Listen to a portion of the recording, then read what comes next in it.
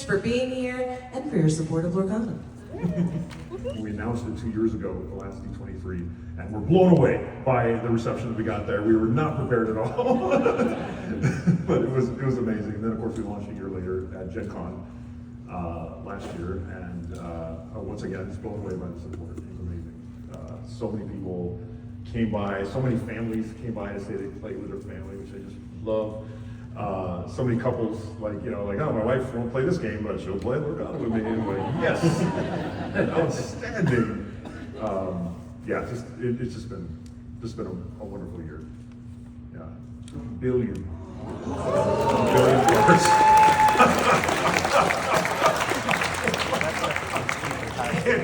How do you comprehend that? Stories that are out there, right? Like if you've seen the movies, and it's so clear that you guys love the movies and love everything so much, you know, it makes sense that Rapunzel heals characters as she comes into play, or that Mother Gothel comes in with damage and what have you. And what I love is it means that every single game is a story, right? It is a narrative. And I've been playing with my 10-year-old and my 8-year-old, and we just have so much fun with the stories that unfold on the table in front of us, right? Of, you know, Anna going up to challenge Chernobog, or Pluto defending Ursula from an attack, and it creates these, you know, wonderful new narratives with characters that you love. And I think that that's really great, is that it brings all the players into the storytelling. And Brent is so funny because he's understating his involvement here. I think he's like, I'm honored to be up here, but this guy has been so amazing, just spreading the love inside of Disney, and like just really. But I remember one of the times I came out of Disney, he's like, yeah, we could meet in Glendale at the office, or we could meet at the park and just walk the park. And I'm like,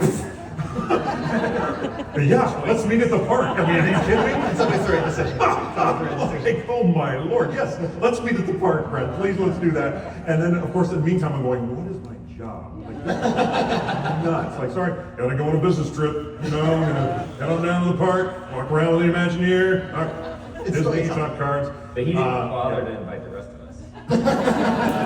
You're welcome to comment on this, Ron? I did not invite them, no. There was a bit of an oversight. I think the three main ingredients is love, attention to detail, and hard work. And I think that Disney just does that so well, and I think it's exemplified by the park experience. Like the attention to, and attention to detail is the most important part, because that's how you tell people you love their stories, you love these characters, we love them, and the attention to detail is what brings it out. And of course, the parks are just brimming with it. I mean, the attention to detail in that park has always impressed me, even since, you know, when I was a little boy, you know, coming to, because I grew up in Bakersfield, which is, you know, about 3 hours north of here, and would occasionally get taken here by my grandmother. It was just impressive, right? And so I think that we align so well on that, like, because attention to detail is one of the things that we at Ravensburger really strive for in our experiences, and so it's just, yeah, it was wonderful. A little bit about, we don't have to necessarily get into the exact numbers, but just a little more about this first year for you, and what the growth has meant to you.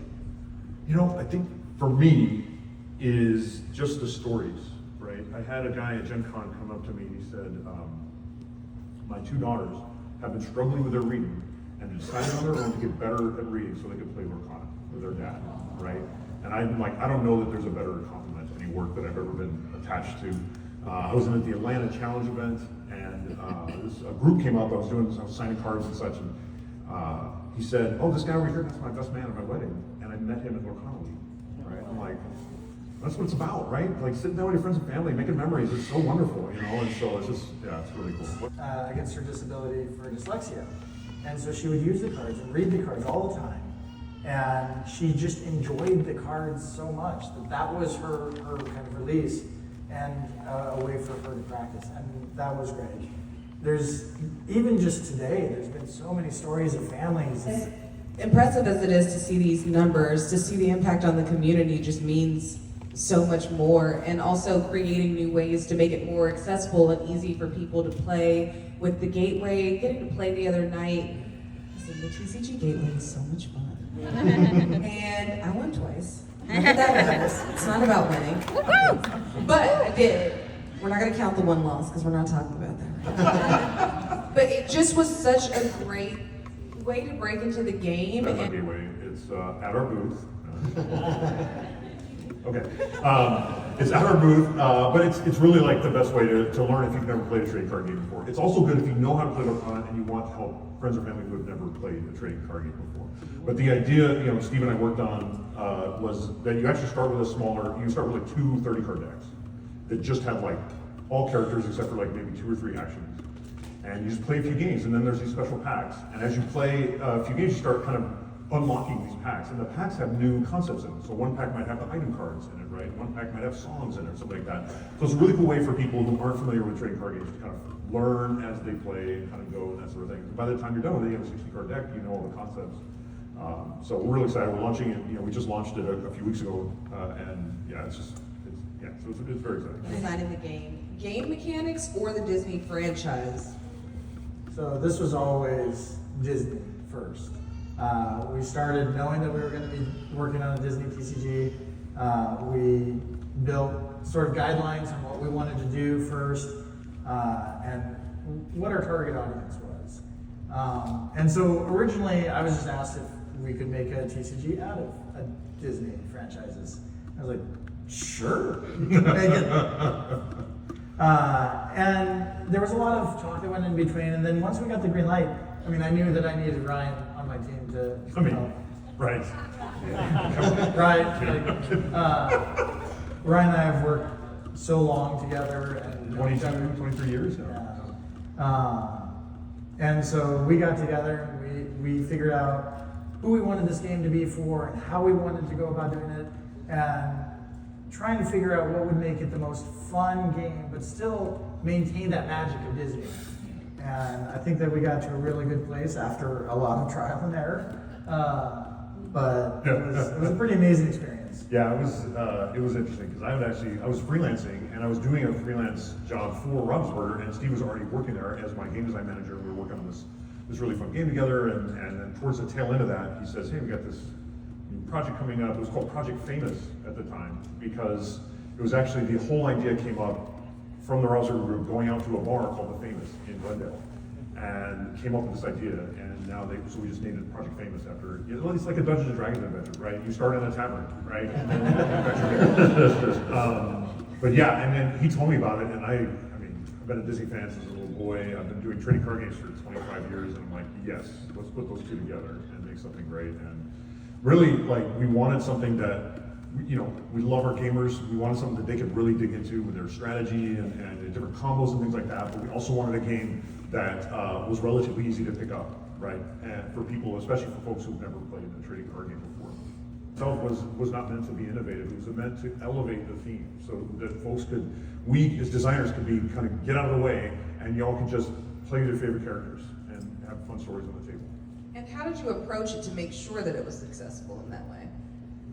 Well, I think like trading card games do this kind of well, I think, because the basic system is like the structure of a house, right? It's the beams, it's the foundation, that sort of thing. And really the cards are what can add that kind of complexity and strategy and all that stuff. And so the structure itself, it can be fairly simple and easy to pick up.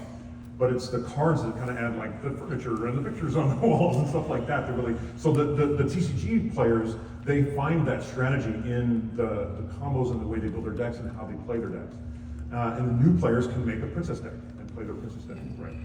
So it's got a nice mix, I think, of easy to pick up and just fun with your favorite characters. But if you really want to find an extra strategy, there's a whole other level for that. That you've built such a versatile system that it allows for all your favorite characters to be a part of it. Like every character is someone's favorite, especially like out here at D23 and seeing all of like the deep cut cosplay that just brings me so much joy. But like the fact that no matter who your favorite character is, they can find a home here, right? I can't tell you how many movie nights have led to game nights, and game nights have led back to movie nights, which has been really fun. I was just talking with a gentleman from the press that plays now, and he had never seen Sword in the Stone. That's what I said. Sword in the Stone is my favorite Disney film. It is a yes. It is like a masterpiece. It's a wonderful show, and that's why there's a disproportionate amount of Sword in the Stone in the game. Because if you can't abuse your power, why have power? Seriously, what's the point? Yeah. So, but he told me that he played it and he was like, "What are these cards?" And so he went and watched the film, and he loves the movie. And I'm like, so for our game to do something like that is just super cool. Richelle, you have that story about John Silver, or yeah, is it about John Silver? Well, so when the game was coming out, John Silver hadn't been revealed yet, and it was one of the last reveals that we did, and kind of saved it because we knew that for some people it is their favorite character, and it was kind of incredible to just when we shared it. I think it was the last reveal, if I'm not mistaken, but the last reveal for the first chapter, and when we shared it, there were people who were like, "Oh, my mind is blown! I didn't even think Treasure Planet was possible.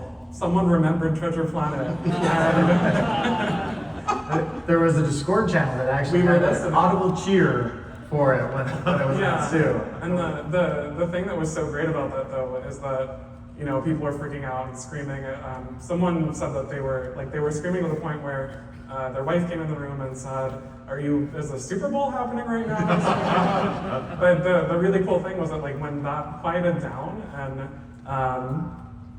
from all of the excitement that, "Oh my God, I can't believe Treasure Planet is here," there were people that spoke up and said, "I don't know what this is," and they were starting to talk about Treasure Planet and explain it, and so many people were like, "I went and watched it, the night, and came back and talked about it in our Discord." So it's great how Lorcana is also about sharing stories. And one of my favorite stories about it is that Sergeant Tibbs is there. And so many people saw him, "Where is this from?" And so they would ask other people and they'd find out it's from Dalmatians, and they'd go watch 101 Dalmatians, and it was great. I loved hearing that. I mean, it goes right back to what we've always said, it's the magic of storytelling. Yeah, And our game is not only are we putting the stories into the game, but now we've exposed these stories again to a new generation. And it just feels amazing that we're able to, be a part of that. And what can I say except you're welcome? He's been waiting for so long. He was going to get that in sooner or later. Better than it's now. Or house all the Disney stories that we have in this game. The ink itself, of course, is also part of that design language. So you see a lot of the flowing lines within the metalwork. Sometimes you'll have 4 Mickeys, right? How does that work? We had to make sense of it because it's important. The story is the glue that holds it all together, right? If it doesn't make sense, it'll just feel like we're just slapping characters on cards, and that's not fun, right? That doesn't pay true, it doesn't honor the source like it should. And so the world they came up with to explain that, this Illuminary and this world called Lorcana, and it's kind of its own dimension, and it's really powered by the magic of stories, and the characters themselves are actually glimmers, which are magical versions of the actual character. It's not actually Moana, it's a glimmer of Moana, right? I think does that really nicely, and it also allows us to kind of play in those stories, but have our own take on it. Yeah, I think one of the things that we early on took on was that people have their own personal affinities to certain characters. And so we thought the player themselves should be a part of this story. And we thought, okay, you are these Illumineers, these people within this world that actually bring these stories to light. And so through that, we created different areas within the Illuminary where the Illumineers would be called into. So you as players are Illumineers, you're called to the Illuminary, and these are all the different ways we were thinking about, okay, how do they create the glimmers? How do they bring those characters to life? And so some early concept drawings with, of course, storybooks were a huge part of this, part of Disney, so we thought, okay, let's put that in there. We thought, the idea around projectors, and we had all these different ideas, and when it came down to was, storybook was a very common theme, ink was a very common theme, and then the story star. So what we came up with a process where the story star projects the image or the glimmer onto the page of the storybook. The ink actually flows into this lore book, what we call the lore book, and is infused into those pages, and from that, a glimmer emerges. And the ink itself, there are 6 different inks in our game, and they have each different personalities to them. And when those combine with that glimmer, that version of that character comes out. And we'll talk about that a little bit later, but yeah. So if you show on the next slide, I think we have some of those instances of some of the glimmers within this realm. And you can see that a lot of that, the Lorcana language is infused into each of these characters, so that you realize that these are new and exciting versions of the characters you love, but still true to their original form. Yeah, that's the great thing. If you look at his card, he's got like he's written his plan on a chalkboard, and it's actually just the same plan from the movie. Like he's just going to get the villagers riled up, attack the castle of Marybelle, that sort of thing. But the smarter part is he wrote it down. He wrote it down. They had a game plan. Yeah. Well, I mean, the work that you're talking about, Shane, is so important, right? You know, I was telling before that every game of Lorcana feels like you're telling a story. It feels a narrative.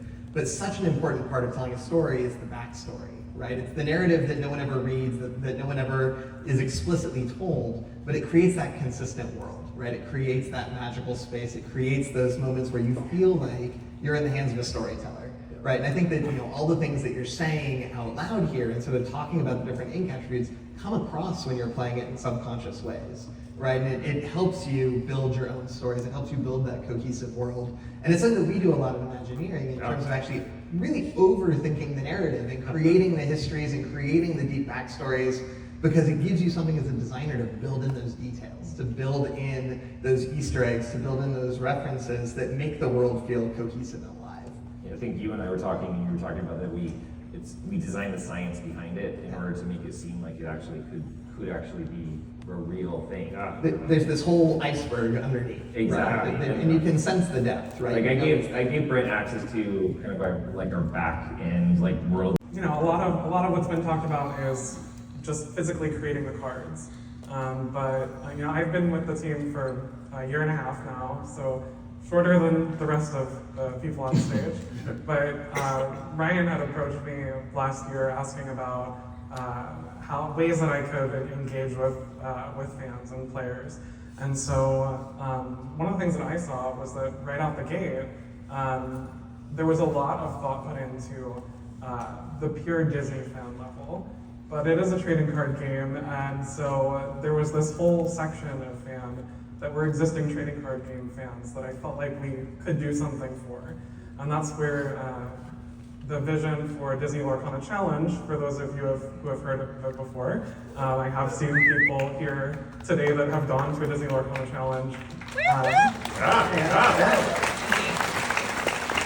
That's where that came from. And so, you know, we've already done 6 of them, and so in North America and Europe.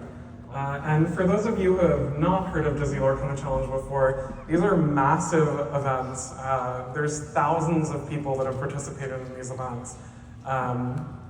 Almost tens of thousands, I think, actually, at this point. Total, yeah. Total. Oh, actually, it is more than tens of thousands. Anyway. Oh, yes. Yeah. But yeah, it was this thing of the team knew that Disney fans were going to jump on this, and it was not totally clear how much the existing TCG fans would jump on this. And so, you know, a little bit when we put tickets on sale for the first ones, they sold out in 5 seconds. 5 seconds. Yeah. No hyperbole. Was that when it was still 512 though? That was when it was 512. Yeah, we're like, And hey, then let's do a tournament with 500 folks. we increased to 2,000, and they sold out in 15 seconds. And then, you know, we introduced attendee badges and things like that. And so these events have been, you know, 3,000 to 4,000 people attending each of them. And it's been incredible. We're halfway through, so there's 4 more events in North America and Europe coming up. Toronto later this month. Where my Canucks at? They're very polite. They do that. They don't. There's a few. Love it. Vegas and Birmingham, UK are next month. Now, remember how I said that tickets went on sale and they sold out in a few seconds? Tickets have already gone on sale for those events and they sold out in a few seconds. Seattle, tickets have not gone on sale yet, but you can kind of expect that a lot of the Lorcana team is going to be there, because that is where our office is. Can I get a ticket? I do want to mention too, though, like these events are really fun if you're a competitive player, but they're also fun if you're a casual player, because we do a ton of side events. There's all sorts of cool activities and stuff. It's super fun. So even if you want to check it out, you don't need a ticket for that because that's a special ticket just for competitors. There are attendee tickets as well, and so just come to check it out. You can get to meet some folks, play lots of cool side events.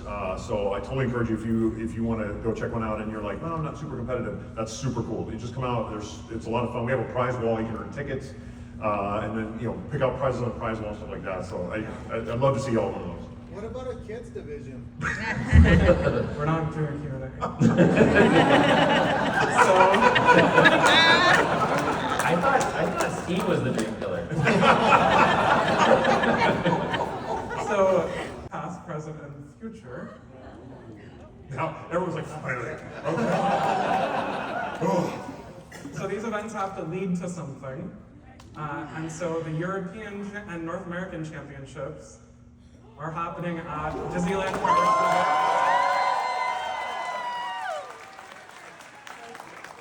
And the North American Champion was out of 500. There's only 500 printed of these, and Shane actually hand-picked them. You went to Japan where they got printed with 2 big metal cases. Yeah, Picked them out, him and Shane Smith. I have I'm the only one that has the codes. Actually, Richelle always is like, "What's the code?" Yeah, that was her. But just so you know, that these were designed in a way. When Richelle first talked to me about the program, I was like, "Okay, we got to make the ultimate card. This is the card that, this is going to be the ultimate prize." And the first thing I thought of was like, let's make it look like it's made out of gold. You're holding a piece of gold. And texture. It's not. And though. texture. Okay. Just want to make So- So we've said before that this image, it is very beautiful. It doesn't quite do it justice of holding it or seeing it in front of you. I guess collectors don't really want people touching it, but seeing it in front of you is really impressive. I wore white gloves when I looked You did? at it. You actually did, man. I had little Mickey gloves. They actually had the little. That only one person gets. Yeah. That is the world champion version. That is a one of one. When we get to the world championship next year, which on the next slide.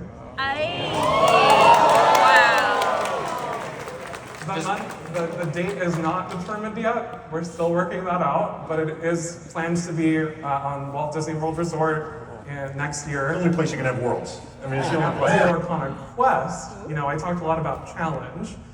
There's 2 things that you can do in the game, challenge and quest. And so quest is a new type of organized play that we're currently developing that is focused on social play. And so things like cooperative play, multiplayer, even just Disney fandom. Disney bounding to the event is an activity. Having ways to, both at in-store events and at a major event level, have ways that you can go through your quest list and do activities to turn it in for some kind of prize. What Brent to share is the idea around something that can be done with a quest when it comes to characters at the parks. Absolutely. So, one of the things that I've seen guests do already and that they love is that they bring their collection with them to the park and they'll actually have the characters signed. Yeah. We did that yesterday, right? We did this yesterday. So, why not create autograph-ready cards? Oh, that's Yeah, so so amazing. you can see there it's a special frame. It's got the line and it's got the little quill. Oh my and it's gosh. there just so it can be signed by a character. Oh my Yeah, so it's gosh, it's part of our future planning. The championships are right here at the park. We're about Oh Get your my card signed. gosh. Yeah, so there will be previews of quest type activities at the European and North American Championships. And then the World Championship, we're planning to mostly be a quest event that has a major challenge event in the middle of it.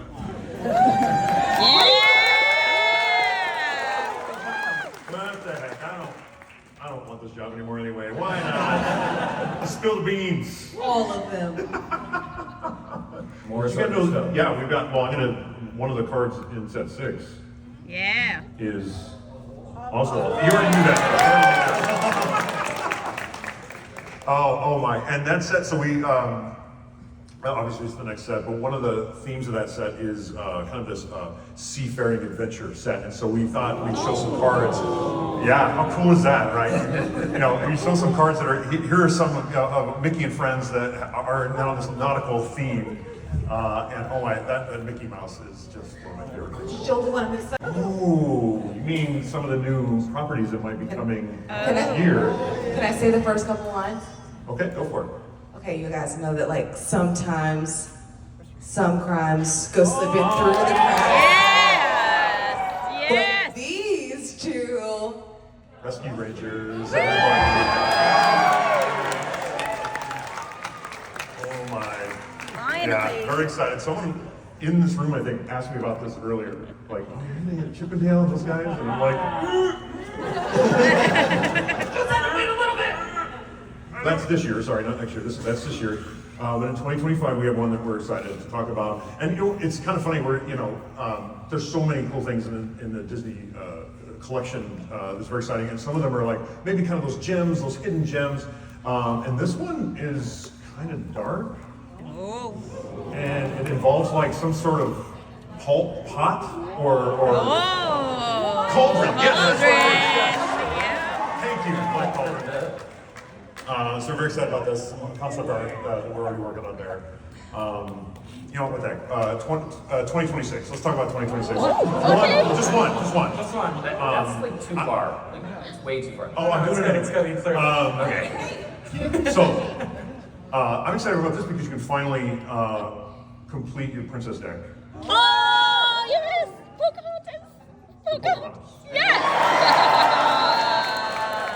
Wait.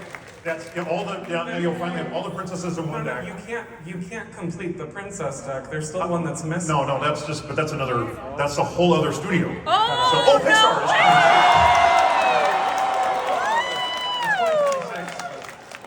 coming. Pixar is coming soon. Wow. Disney Lorcana. So very excited to see some really nice carpet. It is top-notch. They spared no expense on the carpet.